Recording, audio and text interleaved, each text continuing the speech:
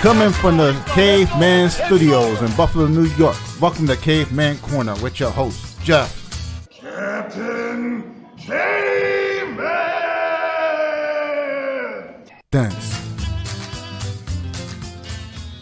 Click subscribe and the bell. Do it now! Hey, we're live here at Caveman's Corner with Justin T. Manning, the new voice of K4. Welcome to our show. I'm sorry we didn't get you on before the fights, but we got you now, man. How you feeling?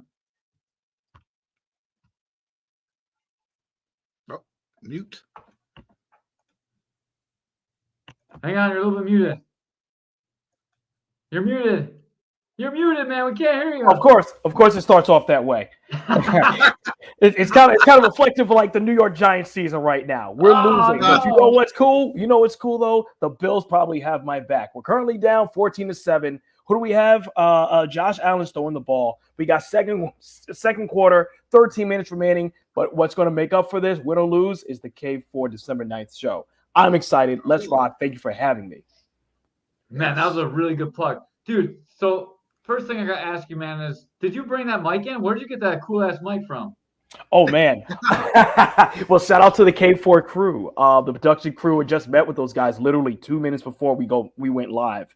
I asked them for the microphone. It's not a Steinheiser like I'm used to, nor a Shure, but I always carry a mic flag. And when I work for a promotion, I always try to personalize that mic flag because you never know how many cameras you're working with.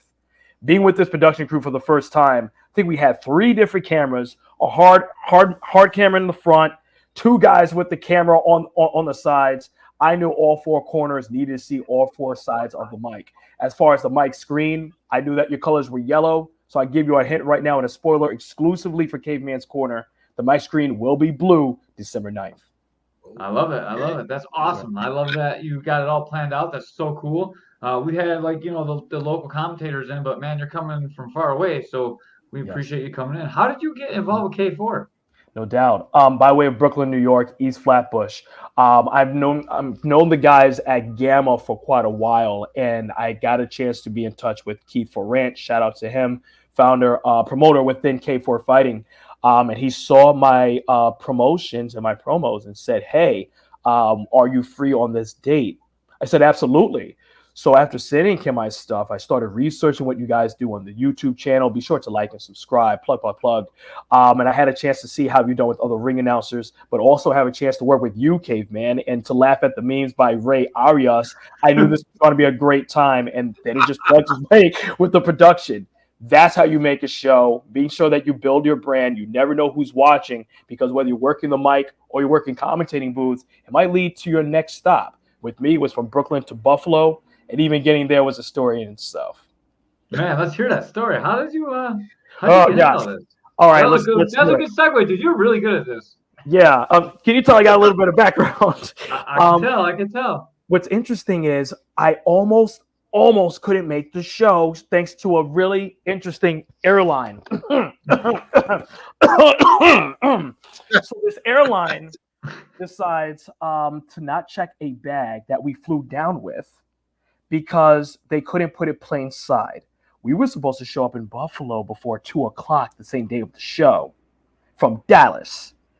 So we were supposed to fly from Dallas to Washington, be at Buffalo by 2:00. This particular airline decides, because you guys came with this carry-on, we're going to randomly not put this bag plain side. We're going to transfer you to the next flight in Chicago O'Hare. And O'Hare, as we all know, is known as Camp O'Hare. The flight lands in Buffalo at 5 sharp. Showtime is at 6. Call Keith, send him a text. Hey, just letting you know that something happened because of the weather and yada, yada. He's like, okay, great, fine, don't worry about it. Showed up. We were able to not only meet with you, Caveman, as well as you, Ray, but I was able to meet with all of the fighters. And what I like about Riverworks is just how well the place is designed, but also because they mark the places very well. I had not worked in Buffalo Riverworks before. I have not had a chance to work in multiple locker rooms like, hey, what's going on here? Most promotions I work with is blue corner, red corner, everyone's in the same spot. Here I am doing a whole maze, but I was able to work this out, work with you, go to the ring. I went through the wrong entrance just to get to the ring. One of the fans had to lift the gate for me to get through the side. Oh, wait, I need a microphone. So I go up the stairs. hours in my beautiful 3-piece tuxedo suit. People already going crazy. And everything just fit together. Looked over to the right, saw you guys. Looked over to the left. Gamma was ready to go to sanction the fight. And we still had about 3 minutes to spare before we went live. Ready to go. That was awesome. You showed up right in the rules meeting. You were getting put into your tux right in the rules meeting. That was crazy. That was pretty fortuitous timing. Yes, yeah. Shout out to my dry cleaner. I'm not as fresh as Ray Arias with his black, Kill Bill Adidas sponsorship going on. You was better than me, bro. Oh, not at all. I think you probably took somebody out. That's why it's not yellow anymore. That's right, dude. Having Ray have the sunglasses on for the whole show too, like that's it's pretty hard to carry that look off, especially when it gets dark. It was a little dark in there too, and like Ray's got sunglasses on. He's fine. Just chilling. You know who's like that? I'm not sure if you guys are into professional wrestling. There's this guy that was a heavyweight champion in ECW, SmackDown, and moved over to commentating for TNA Wrestling, and now for All Elite Wrestling. Brooklyn's own Red Hook Brooklyn. Taz. Yep. I think that's you. Definitely. Ray. Mm-hmm. I like how we're all wearing black, by the way. There it is. Brooklyn, Integrity Martial Arts, and Adidas. All the things you need. All the things. Yeah. So what got you into commentating, man? You're a very vocal guy. I think you should be on TV instead of like calling fights. Like, hey, not like introducing. You should be like talking on TV, like doing something. I do have a background in broadcasting, but mostly it was probably my undergraduate studying political science down in Hampton University in Virginia. From Brooklyn, 6 hours away. I started doing a lot of like running for SGA. I did hold several offices, and I learned that it's not so much what you know, but how you present what you know to gain that following. And then it really sharpened as I worked with several promotions after graduating. I've worked with Siam Fights, United States Muay Thai Open. I've worked with now Spartan Race, for example, where I'm working with 300 people every 15 minutes. So your presentation is there. The challenge becomes how you do this with more than one hard camera, particularly if you want to go for one take. You're doing sponsorship drops. You're working with people that you rarely know. So all you can do is be as professional and mentally prepared as possible with not as much time as you expect to have. A good example of this, Caveman, is this Saturday. I will be in Boston announcing at Fenway Park for a 12,000 person event. This will be my second time doing this. I'm waiting now for the sponsors that I'm going to be announcing, as well as the people that show up on the screen. There's a whole run of show that you need to follow. So when you're announcing commentate, it matches Caveman's Corner in the background. Who am I working with? Ray Arias. Can anyone tell me about Ray Arias? They don't know who Ray Arias is neither. So now it's like, dag, well, where's Ray? Ray doesn't show up till 2 minutes before the podcast starts. All right, we're going to have to make this thing work. So you try to improv as best as you can. You keep your humor, but also just a hint of professionalism. So that way, when you watch this stuff on YouTube, people can watch this, and you can watch this as well without any regret, knowing what you could have done better, but also see how far you've come. So commentating is definitely something I've done. It's transferable for announcing because you got to get everything right. But that's, I guess, a little bit perfection about who I am. See, it's a lot easier for me because I mess something up. Like a lot of people don't even know what I'm saying, but everyone knows. Like if you're introducing the guy and you say the wrong corner or the wrong sponsor, like there's a lot more pressure on you because not only that, you're talking in front of everybody. Like I felt it when I was in the corner and the guys were yelling stuff that I can't say in the ring. So I came in and that interviewer, like they kept yelling at me, like, so we give away bonuses from Caveman's Corner, right? But it has nothing to do with K4, so we can't talk about that on the mic, you know what I mean? Because we don't want to get the promotion in trouble. So like he's trying to say that in the mic, and I gotta keep the mic away from him. He can't say that. I'm like, you can't say that. And his corner's screaming at me, yelling at the mic. I'm like, you can't say it. Like, so we had this whole discussion going on. And like I understand, like it didn't look very professional. It looked like I wasn't really like I didn't really know what to say to him, but like I couldn't let him say that on the mic because I don't want to get Keith in trouble, Like, and that'd really be in trouble because we're the one giving the money away. 100%. I've been in situations where I've seen announcers do the trademark for Michael Buffer. You don't do that. Don't do that. I've seen announcers hold the microphone wrong. Are you rapping or are you announcing? But I've also seen broadcasters drop sponsors that they're not supposed to because people are very quick to quote to use IP.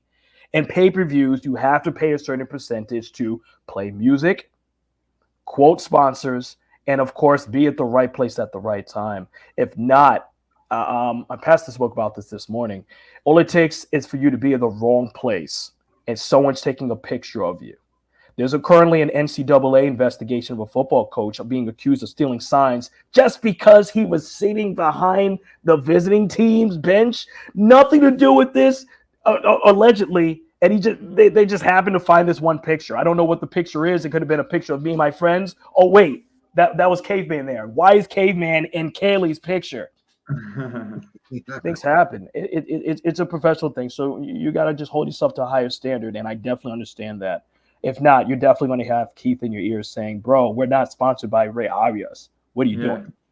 Exactly. And like, not only that, they can get in trouble because the amateur shows, so the amateurs can't get paid. That's why we try and get them money. So like, that's against a lot of things. So like, it gets the whole show shut down. So we had to make sure that it doesn't get out on a broadcast. But like, it's something that we as a podcast want to do because man, me and Ray both fought. We understand how tough it is to do as amateurs, and K4 gives us opportunity. So I want to give back, and we raised $800 to give away, and like we gave away to the fighters, like, and we want to get the goal higher and higher. We want to give away 1,000, 2,000. We want to make this the biggest show in the Northeast, but like it's got to come out of our pockets. They can't help us, Shout out to you guys. You guys, again, are providing a pre-professional platform for Western New York, and you want to take over the Northeast, do it. But you need the funding, and the professional way to do it is to continue to build that brand. I'm loving what I see so far in your collection and your podcast. Yeah, we got JCR Transport helped us out, gave us some money. I have some personal sponsors that don't want to be named out, but they give money to hand out to the fighters too. So everyone's doing it, and it's important for the community. We all love the CK4. I do have a question. I actually have two questions for you. Number one is I saw the first UFC, and that's what really made me want to fight. And Rich G-Man Goins, I forgot how to say his name, was a ring announcer. Yeah, and he was always like, Gracie, like he said twice. I know it's an old boxing thing too. And I love that you did that at the show, and that really made the whole night for me. What made you do that? And like, where did you get your style of calling the fighters out from? That actually comes from, I'm a student of the game, so the guy to me that's in the game, and there's a few, Joe Martinez, Bruce Buffer, Michael Buffer, Jeremiah Gallegos, and of course Dave Diamante. Dave Diamante is now the voice of DAZN Boxing, and what's the connection I have with Dave Diamante besides watching him, he hosted my 29th birthday party when he had a cigar lounge and on South Oxford Street in Brooklyn, before I was even announcing or coming to West New York. So watching his stuff encouraged me to subscribe to DAZN, study his stuff, watch him. I would fast forward fights, start a new fight just to watch how he would present himself. He had the suit. He has the dreads. I used to have that. That phase is gone. I had it in 2006. You'll never see it again. Snap music is done. The franchise boys, that era of Justin, you're not going to see. So what I can do now is do a little 90s part and be the best father I can be. So Dave Diamante is someone I watch, and he has always pronounced the last names twice. He does it, and I do it, because you never know who it is that's watching, but also listening. When I spoke to Keith Ferrant about K4 Promotions before, I want to ensure that if I'm announcing a fighter, the fighter, myself, and whoever who's not familiar with K4 fighting would clearly know I am saying Ray Arias. What's his name? Arias. Oh, okay. Let me go back and watch this if I have a chance to watch the pay-per-view. And if not, you know that it's Caveman, Corner. That's how it is. It's very old school. It used to be the way back in the early 20th century where they necessarily didn't have a Shure or that microphone that we're speaking about now. So there was no real production. Just watch the microphone drop and you hope those one or two speakers can catch that I said Ray Arias. Who? Arias. It's kind of like when Caveman mentioned in the previous answer how Buffalo would say things on the microphone. You just got to make sure your presentation right, because definitely Buffalo, while I love the energy, the things I was hearing inside of the ring, they didn't need a speaker for that neither. Especially the results of bout number 1. I was like, oh my gosh. All right, it's loud. Okay, this is going to be a long night. So that's why I do the names twice. Very clear. I love it. The fighters deserve that as well. I think so too. I think that's a really cool thing. I always wanted someone to say my name twice, and it never happened in all my fights. So I'm a little sad about that. They were trying to tell you to do commentating.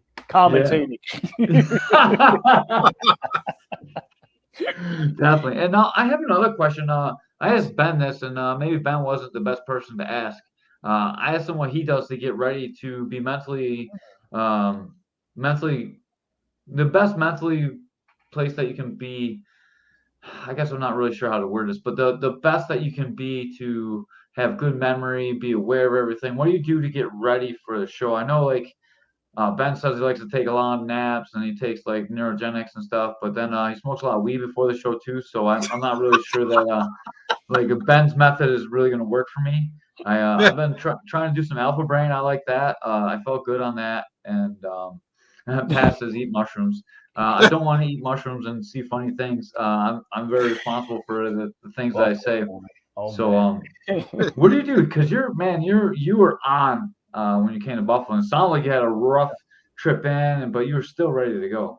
Right, and I was with my wife too. So that was her first time where we spent time in Buffalo. But what I do to prepare for this, as soon as I got in touch with Keith, I ordered my suit immediately because the suit would have been here within 3 weeks. At least 2 weeks out, I'm organizing information that I need for the cars. And one of the things that I do for K4 as well as other promotions, but K4, I got that 3-piece suit ready. You notice that the back of the cards had K4 promotions. How does that help the production and my commentating broadcast team? You want to focus on somebody in the center of the ring that reflects what they're standing on. K4 done. As far as the mental preparation, coming in from Dallas, not Brooklyn or LaGuardia flying out, this was always on my mind as the mission, to leave there with more answers than questions, which is kind of the opposite of WWE or professional wrestling. But also when I'm there, especially with an hour to go, the mental preparation, I already know who I want for opening. The only question I had was, where's my hard camera? What type of microphone am I using? What's the vibe of the crowd? When I went out there, Caveman and Ray Arias, it was the moment you sit still, you lose your skill. I've been announcing almost every weekend, either virtually or in person in front of 8,000 people, because the previous weekend I was in Grand Rapids, Michigan, ready to go. How many bouts there is, who didn't make weigh-ins, and it turned out with K4. Shout out to you guys. You guys stayed with the 16 fights. Thank you. I was ready to go. By the time that I'm finished the opening intro and we do the national anthem, I'm ready to segue over to the commentators, make sure that I'm great with my judges at ringside, my physicians, and know where everyone is. Oh, yeah, and the timekeeper and the official in charge going. So mental prep is something at this point where it's a month out just about. If it's a fight that I have to do, let's say, if I could plug, can I plug another promotion here? Yeah, sure. Yeah. Warriors Cup, April. Oh, you could definitely plug them. They work with Keith, so that's even better. Yeah, Gooch and Christian Tran. Yeah, heck yeah. Yeah, he's my guy. He reached out to me 3 days prior to Warriors Cup 52 in April. Mind you, my baby girl was just born at 3 months old, so my wife and I are still figuring things out. He's like, yeah, we got 3 days to go. We need someone. Crap. Sure, I'll take this over here because baby formula is $100 a pop. Tell me when I'm telling lies. CM Punk reference.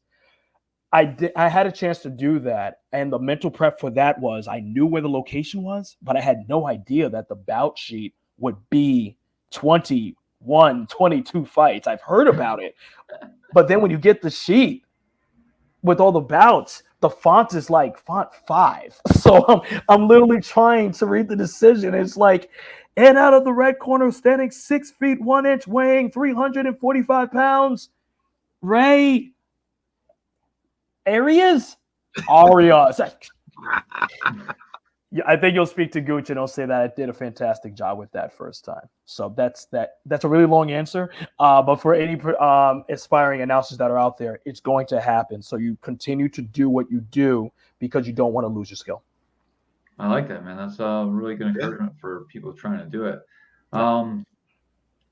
I guess my next question would be like, how do you keep so many gigs going? It sounds like you're working every week. How do you like maintain a regular life doing all the traveling, and how do you book so many gigs? Like, I guess that would be my next question. Good question. My newest gig is being a father. You have to know your schedule, but you also have to find a really good partner to communicate with. It's not easy being a committed husband as well as being having a baby girl, fulfilling your contracts with other places, right? This November, I have Fenway Park that I'm doing. The next weekend after that, I'm going to South Carolina to do something with 12,000 people, and then it's Thanksgiving. Plus, you want to maintain your vocal health because when you come home, you have to be a team player. The best way to do it, this is what my wife and I do. We create a shared spreadsheet, as corny as that sounds, so we know exactly what date it is that I'm doing, as well as knowing when I'm flying in and flying out. This helps her to know when the promoters, when I'm not only when I'm flying and flying out, but what promotions work best and are closest to us in New York City at the moment. So if someone was to reach out to me and say, "Hey, in August, we need someone in San Jose," I'm easier to say yes to that depending how soon I have that notice. But other than that, during the weekday, it's great. The biggest obstacle for us would be just Thursdays to Mondays. Do you travel with your wife frequently on these trips, or is it mostly you? No, it's mostly me, especially this year. One of the reasons why I loved K4 Fighting was not just Buffalo. We had never had a chance to be away from our baby girl for more than a day.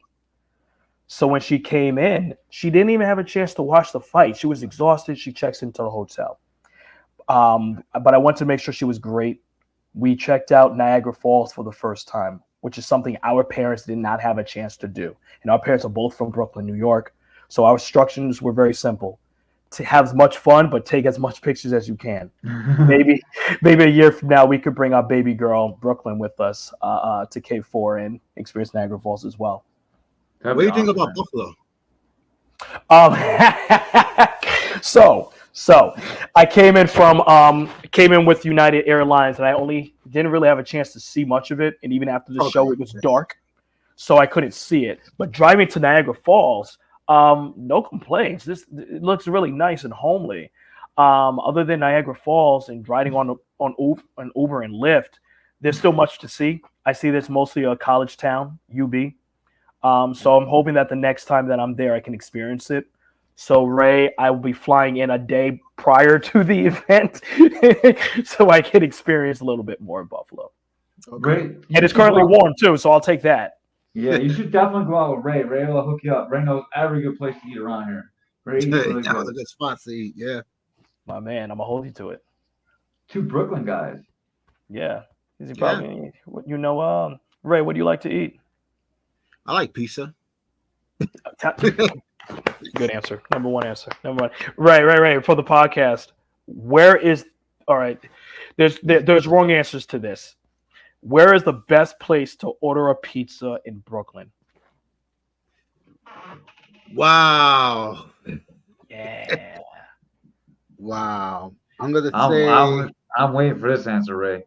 I'm gonna say Styles and Pinky Avenue in Brownsville. Really? Yeah. Are they still around? Yes. Come to Brooklyn. Let's go together. I haven't been to that one. I'll give you one. I usually take trips to Brooklyn. A trip should be coming up soon, so I definitely will hit you up. Well, I got a trip coming to Buffalo, so maybe you can show me what the Buffalo pizza's like. Every time Ray needs some money, he's got to make a trip to Brooklyn, so you might not want to go. They got some. Ray.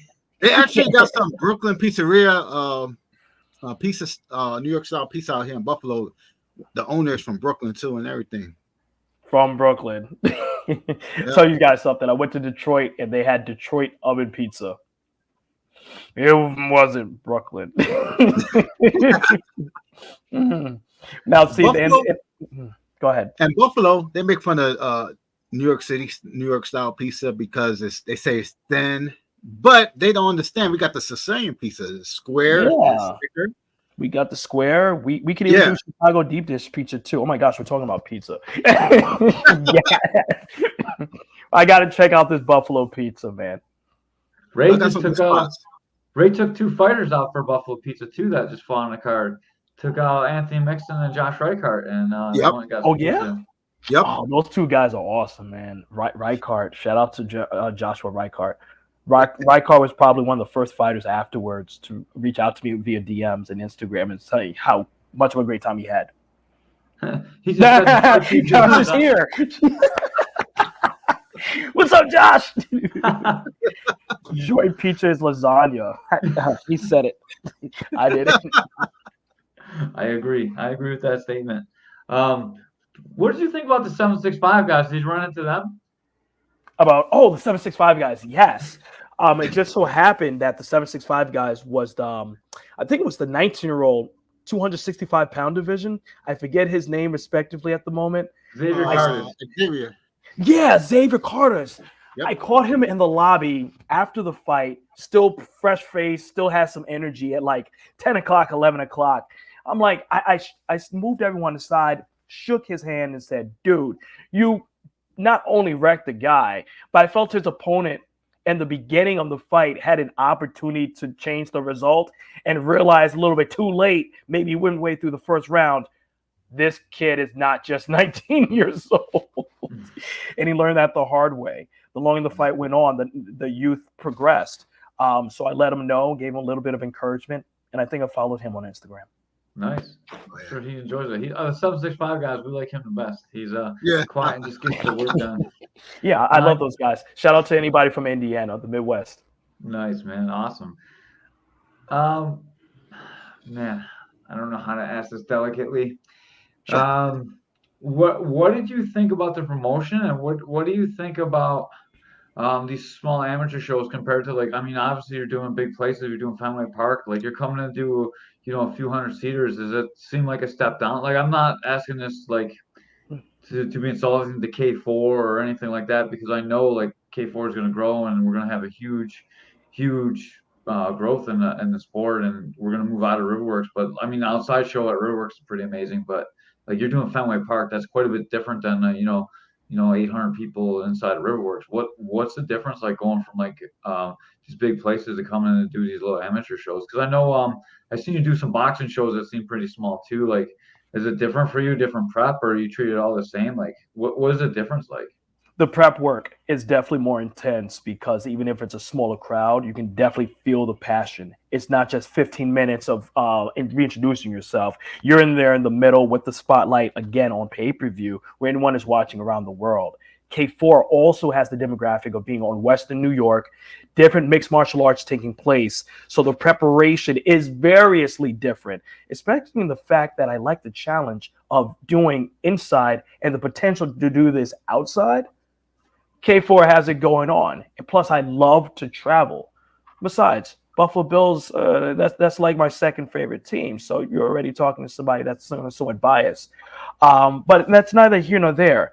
What I really like about doing the amateur shows, whether it's USA Boxing, Amateur Fight League, Warriors Cup, K4, having the opportunity to challenge myself with those that want to be the best for their promotion, because we're all very hungry to go to the next level.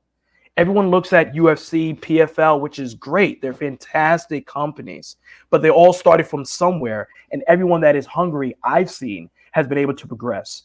I alluded to David Diamante beforehand. David spent years grinding on the smaller levels. Not that they're small, and there's nothing bad about that, but he perfected his craft. Then he became the voice of the Brooklyn Nets because of how he started. And now we're buying pay-per-views with Dave Diamante in the middle of the ring. Dave Diamante was on Creed 3 movie, for example. And at the time, you think back to when he threw my 29th birthday party, I know him, and he was still humble. That's what I'm hoping to see. Hopefully, with myself as well as you, Caveman, as well as Ray Arias or any promoter I work with. 5, 10 years down the line, I promise you, many of these promotions not just have promise, but they're developing fighters for the next level. So to me, it's not small at all. To me, these guys and all these promotions are not just huge for the development of the fighters, but they also see themselves as next level, and that's where I want to be.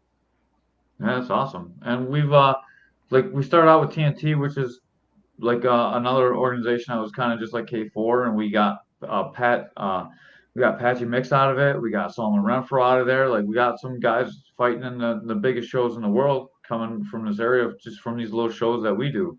And it's always great to see that happen, and we expect to see it more and more and more as you know the area is getting really really good. We had like Yeah. Piers was there. He's going to be fighting all over the world. He's going to be on big shows. He's just there at K4 corner people, but man, nice. got big And see, people. it's not even just the matchups you guys have. The fact that you have high grade cameras, you're doing directing, we're doing sponsorship drops.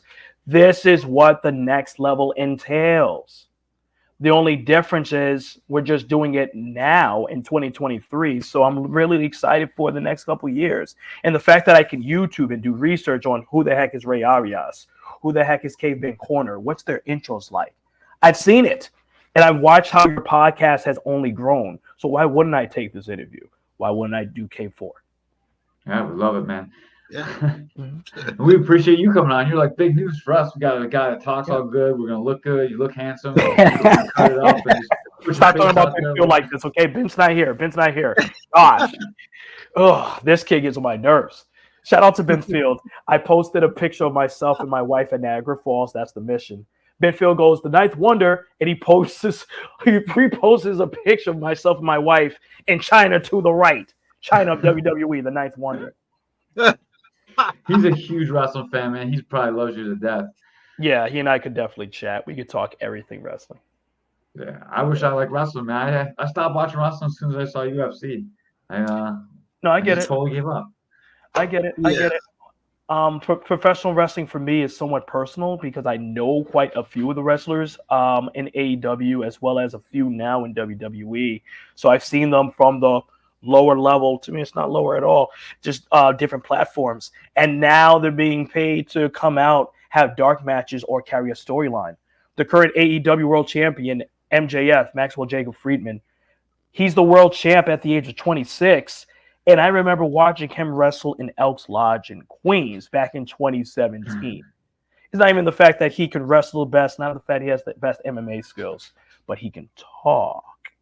And that's what helps sell. It's not so much about your technique in the ring as it is as much as you make me feel in your give for gab. Watching. So I watch everything. UFC, MMA, Kevin Harlan with NBA TNT, Shaq and Chuck, how they interact with one another. Those guys, they got renewed contract for $200 million. They're doing something right. That's what I'm saying. So the announcing thing is like, and then it comes to commentating. I'm going to look to you guys and say, so Ray, how do you get that $150 million deal? If me and Ray got a $150 million deal, we're not being no humble guys. We're gonna live large. Yeah. Feel like you Step on guys the peons that are wearing watching us. jumpsuits. Be doing a show in a suit. So you call a lot of stuff. I'm sure you call pro wrestling, you call MMA, you call boxing, you call kickboxing, you call Muay Thai. Like you announce like all these shows. What is your favorite thing to announce, and what's your favorite? I guess not even combat sport. What's your favorite sport to watch as you're announcing it? Oh gosh, my first sport that I fell in love with was honestly baseball. Probably back in Little League, Canarsie Park. Shout out to Brooklyn. Seaview is where I started for like the first 5 years. As far as knowing there was commentating towards this, as I grew up, I started following NBA TV. Marv Albert was always the lead for the New York Knicks. Yep. And now here it is with Muay Thai. Here it is with K4 MMA. It's not necessarily that I have a favorite because I may be asked to commentate, do broadcast, or announcing. It's just more about the challenge at this point. And what I love about the challenge right now is announcing the title fights. I have not had an opportunity yet to announce a title fight for K4. So if that is possible, and I feel like that is for maybe December, cards still being built, that can help sway opinion very quickly about where it is that I show favor to. That was a great way to avoid the question. Yes.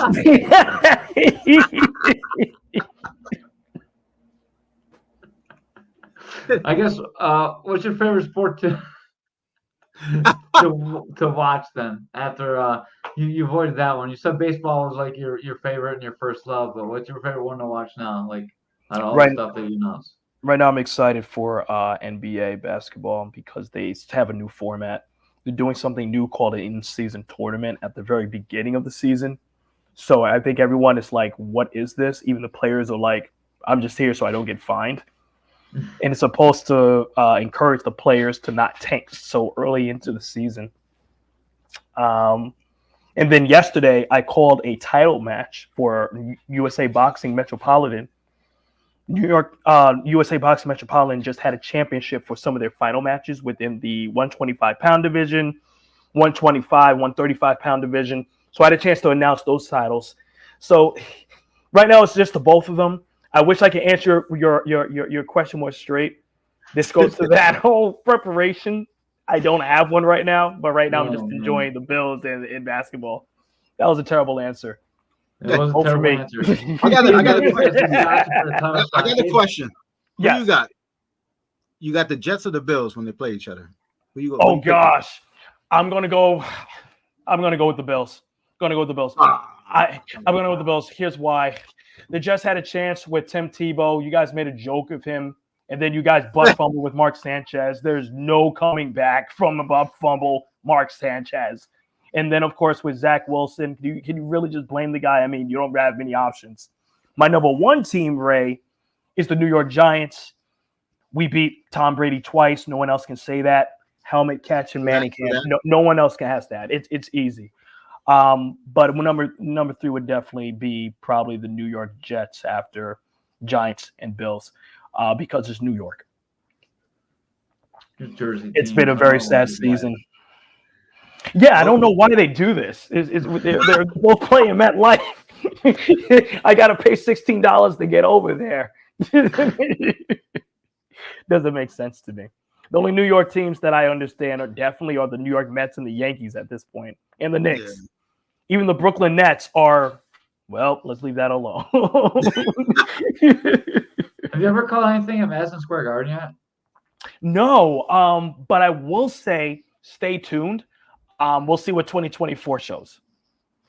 I would love to have my friend Pat Mix. He finally fought there, and he said it was like an experience that's like it's hard to put into words. Like that arena is just something special, and everyone I know that's from New York, I asked them like, have they been in there? Have they called something in there? Have they fought in there? You know, like I think that's just like the mecca of fighting, and I think it'd be super cool to hear about that stories from there.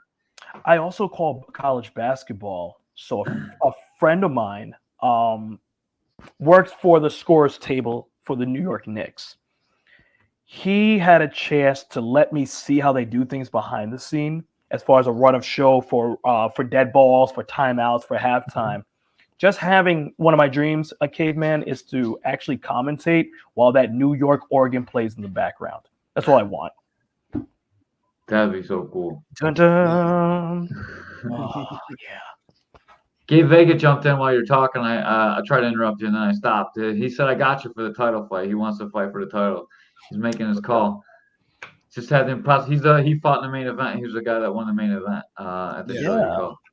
Yeah, congratulations, Gabe Vega, man. Did a great job. I believe that fight went the distance. Yeah, all 3 rounds. Him and Keenan Hines. First fight with elbows too. So he did good. Gabe, let's make it happen. In fact, Gabe, add me on Facebook so we can start getting your information now. Gabe started calling us out after the fight too. He was going to beat me and Ray up because Ray said Keenan Hines was going to win, the guy that he fought when we asked him the question, and I said he was only a first round fighter. So I had to take that all back and man, I call it like I see it, dog, and that happened when you fought Walker. You gassed out and. Dude, you made huge improvements in your game. So I'll call you out on here too. And I was wrong. You were right. And like that's how it goes. That's why I give everyone you guys opportunity to come beat me up at my gym. So you guys can all pop in that entire martial arts. And like whether you're a grappler or a striker, I'll do whatever. You can beat me up, punch me in the face. I'll try and punch you in the face, and we can work it out in a violent manner. This happens to be a pattern with K4. I feel like anything social media is going to play out in the ring, and I love it with this promotion. Josh Reichardt's fight, I heard ringside, was a grudge match due to what was said online between Reichard and his opponent. And it got the biggest pop of the night.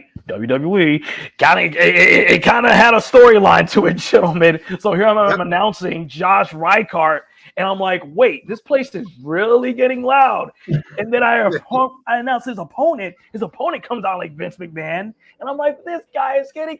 This is money. we may pick that one. We have a lot to do. You guys have a lot to go for. Okay, there's got to be some accountability. I'm going to call Keith Forrent right now, and make sure we put Ray and Caveman on some handcuffs. This is going too far. We actually did get handcuffed. Me and Skylar were about to fight. I told Skylar to knock the herpes off him and stuff, and Gabe is over here saying he's going to he said it's all love. He'll continue to prove he's taking over the 145-pound division. Dude, you are doing that for sure. So me and Skylar were about to fight, and he was trying to get me to fight him in the cage. Oh no. Yeah. Oh man. Oh my gosh, no way. Well, the good news is this: we can all bond because the Cowboys lost today. So yeah, Cowboys. Screw the Cowboys. Screw the Cowboys. This is a great podcast. Skip Bayless could be pissed off though. No, you guys are great. I do my best to watch everything, which helps to shape my broadcasting and speaking. You could beat him with your bad. Oh gosh, yeah, you guys are family. I do my best to watch First Take as well as Skip Bayless's show Undisputed, especially with Shannon Sharp coming over. Yeah. They could spend hours talking about the Cowboys, dude. They lost.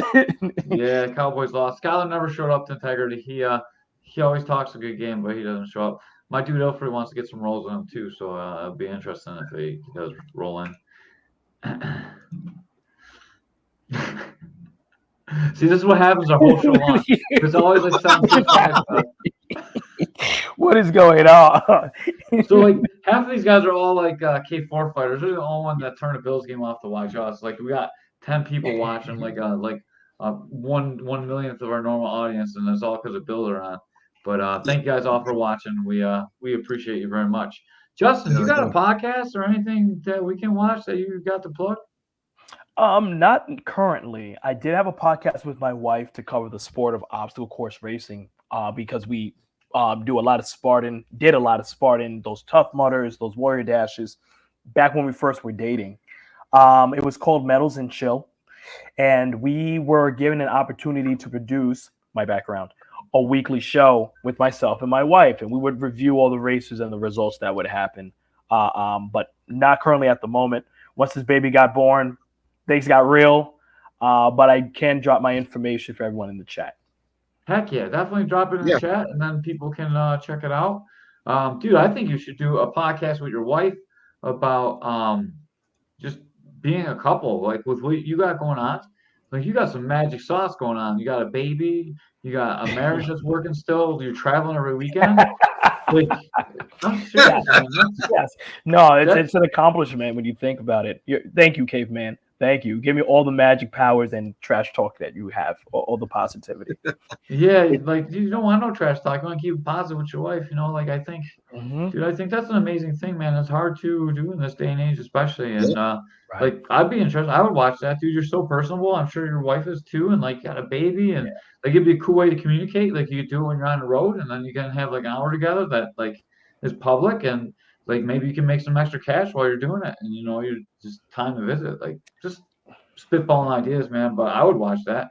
Definitely. Yeah. We thought about vlogging as well. The only thing that we learned from doing this together, the show, was it requires a lot of editing. So if anyone has any video editing skills, let's talk. Yeah, Ray used to make me edit these. I like doing them live. We used to do them not live, and then Ray would like the edits were bad. Ray was always like, "Oh, I'll help you. I'll Ray. help you. I'll help you." Ray never helped. Ray doesn't even know how to do it. But Nope. There's so much shade on this show and the chat, and Ray not doing his job. Y'all never forget, Ray's from Brownsville, and now he's drinking blood from his coffee cup over here. Watching this in the car. so I talk mad shit about Ray all the time, like, but this guy gets us gas. He got you. Yeah. He really, really, really does a great job isolating gas. He did a good job with Caveman's Corner. He helps us raise money. Like, Ray's a hell of a guy, and I make fun of him a lot on the podcast because it's kind of like our podcast thing. But like, as soon as the cameras go off, I'm always really nice to Ray. Well, not all the time, but most of the time. Yeah.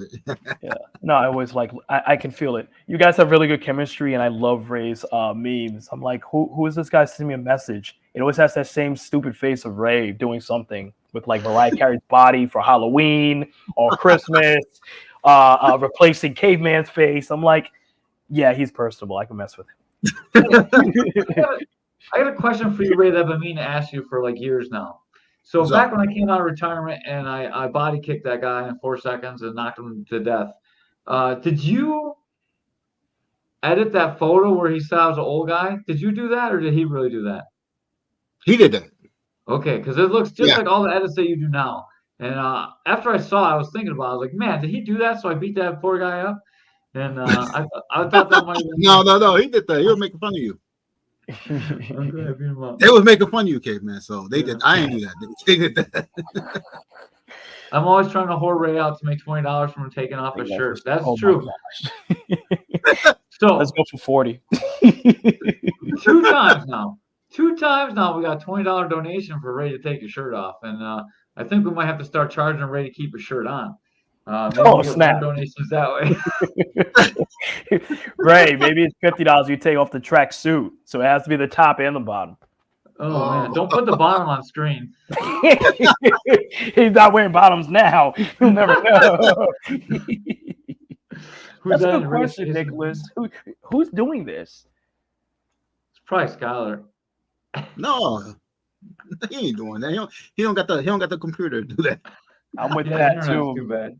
Shout out to Pat. Inflation is crazy, man. Yeah. Inflation, baby formula, all this stuff, Pat. It's I'm coming to Buffalo all the time. Try coming to New York when we charge $23 to bring your car into Lower Manhattan. I live here. Oh, what am I man. doing? How was the cost of living? The huge difference in the cost of living when you came to Buffalo. Was it nice? It looked peaceful. It felt much more affordable and homely. When you live in New York City, being in Brooklyn, you kind of expect the gas prices to remain $2 max back in my day.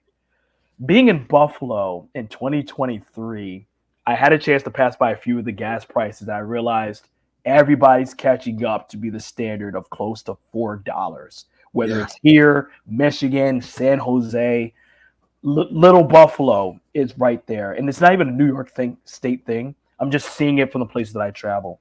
It sucks, which is why we build so much value with ourselves. When we go ahead and we do these recordings of these podcasts, we're always looking for, let's be real, we're always looking for another stream of income, but also looking to be the better professionals we can be. So, yeah, inflation does suck.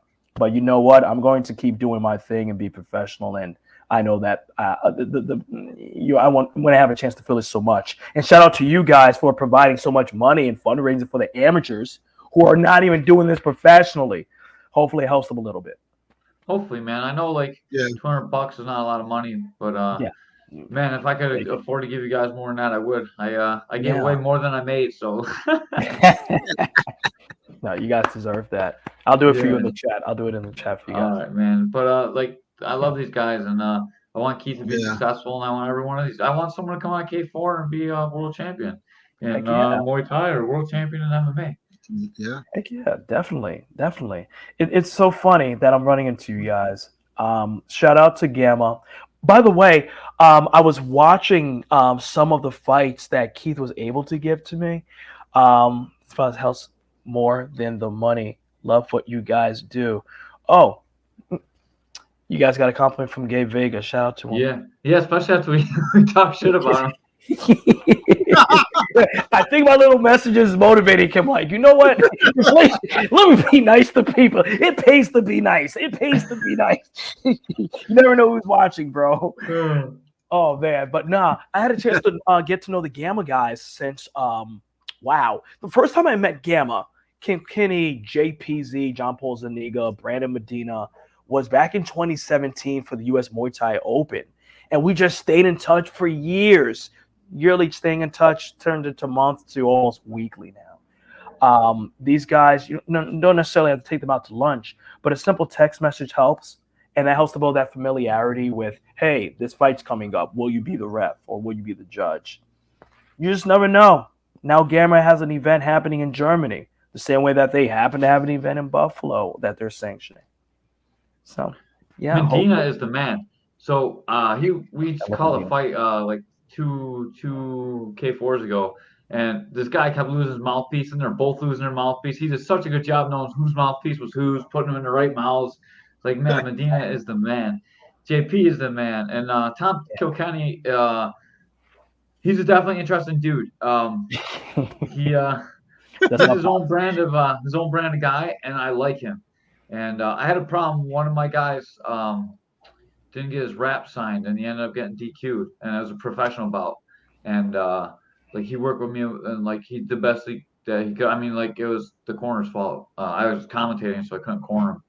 And dude, it sucked for him, but he was real professional, and he talked with me on hours on the phone, and like, he dealt with me when I was not at my best because I was not happy. Not only that, I was talking to him on the phone. I was being like a little not perfectly respectful, and then my car ran out of gas while I'm talking to him on the phone. So I'm pushing my car and I'm talking him on the phone about my guy being DQ'd, and man, it was he put up with me, and I love him to death for that.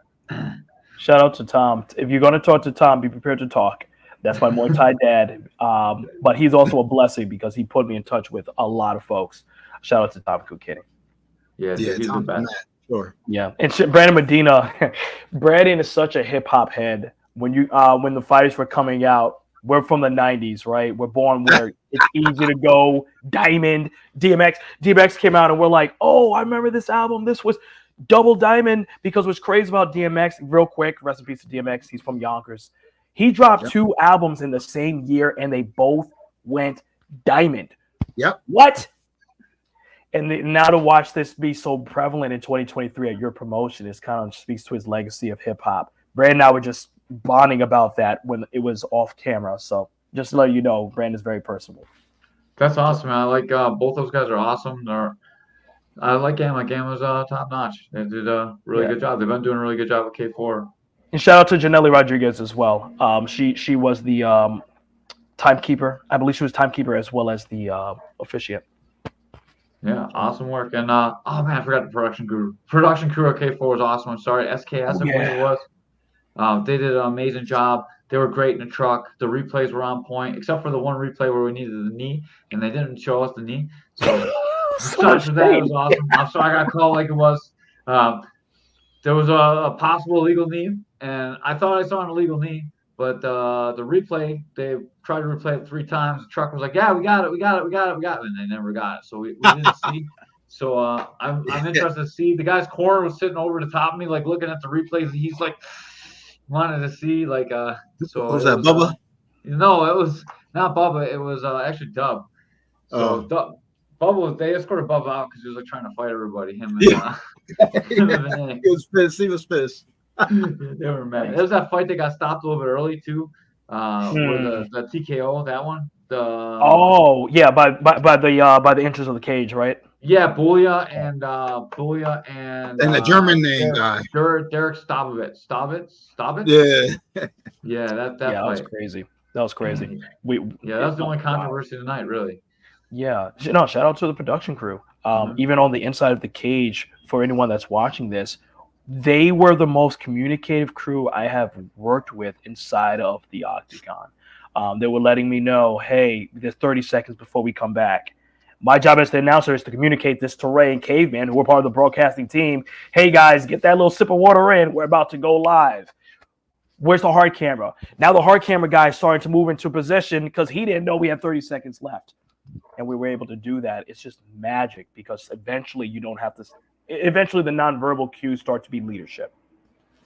Yeah, dude, it was great. It was really good to work with you. I think Yeah.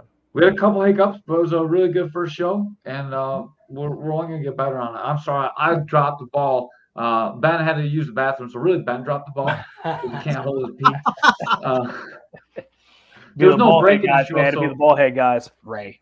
Yeah. So he had to run to the bathroom, and he's the guy that cues Justin to let him know it's time to announce. And then I'm still talking, and Ben usually he cuts in and cuts us short so we can get to the next fight. And we just fill in space till then. So I'm filling in space, and then I didn't realize Ben wasn't there to stop me, so I just keep talking like I always talk. And then I look over and Ben's not there, and I'm like, but you already started, so it worked out really good. I apologize. That was on me. And All good. that was all good. That's that was on my Ben. fault. Ben should have definitely told you or Ray, hey, this guy needs to know where we're going, guys. We're trying to be out of here before 11. Respect to Caveman and Ray. Crazy that Ray sure is still on this far into the podcast. I know you need some money. Joe, the ISKA is awesome as well. He works for the ISKA. That's Joe nice. Wall. He's an awesome guy too. Oh, yeah. Yeah, they do the FCP shows, and man, there's another FCP show coming up soon, and Caster Cones is coming up soon. I think Joe's doing Caster Cones. I'm pretty sure that's ISKA. So I'll be seeing you in a couple weeks, Joe. Man, you got anything else, Justin? Sure. This Saturday, I told you guys I'm at Fenway Park in South Carolina.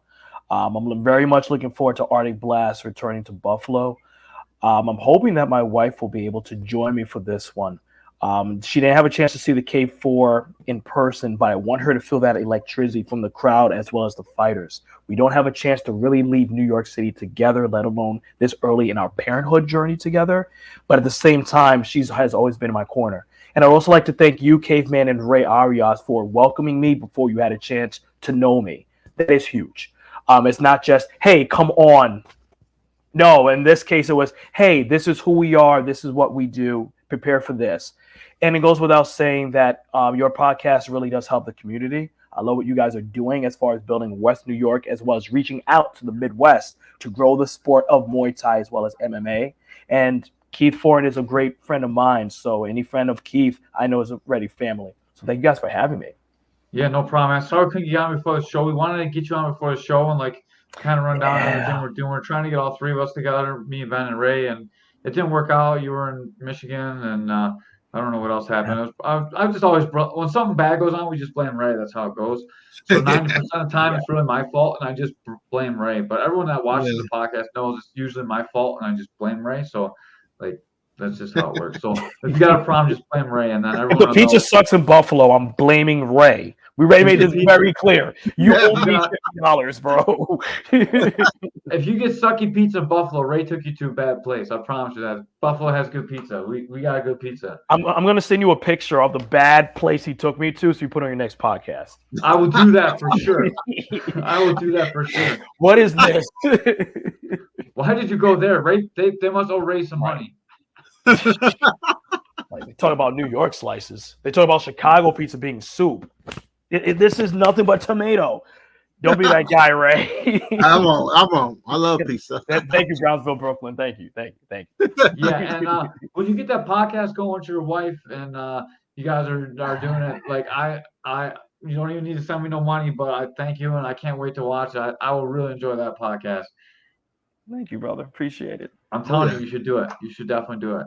Yeah, we got to get I would love to come back, or at least have you guys meet with her eventually. It's inevitable. Yeah. I promise Hopefully you that. we'll all get snowed in at the December show, and we can hang out together. I'm not sure if she would like that because she's a little mama bear right now, but it'd be cool. She'll take her time. We got extra snow plows now, but we'll get out quicker than normal. Snow? Oh, you guys have snow already? No, yeah. Already snowed here, yeah. Good. Because today outside here in Manhattan, we just had the marathon all day, and we live along the marathon route. Just fun fact: it was 65 degrees, 20,000 some odd people, and we are 6 miles away from the finish.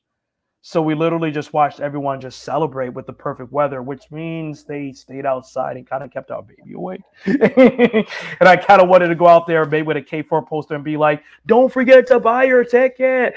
That'd be kind of a little plug. We love you too, Pat. Thanks for loving the podcast. Thank you, everyone, for supporting our podcast. Thank you, JCR Transport. Thank you, K4, for giving us the opportunity to call the fights and get Justin T. Manning on our podcast, because someday when you're big, we're going to play this one over and over again and say we had the guy on the podcast. Yep. And we appreciate you. Ed Rogers, once again, thank you for helping the fighters out. Thank all you fighters for watching this. I know most of you are probably watching it tomorrow. Hopefully the Bills won and we're not getting shellacked right now. I haven't been watching because I've actually been paying attention to podcasts. Ray hasn't looked at tentacle porn at all during this podcast, so I'm a little. You got him away from his porn addiction, so I want to thank you, Justin. That's a great thing. What? Oh my gosh. Yeah. I don't know what's worse, putting my name with that or this score right now with the Bengals and the Bills. Oh, don't tell me. I don't want to know. All right, guys. Like always, thank you from Caveman's Corner. We appreciate you, and we're out. Peace.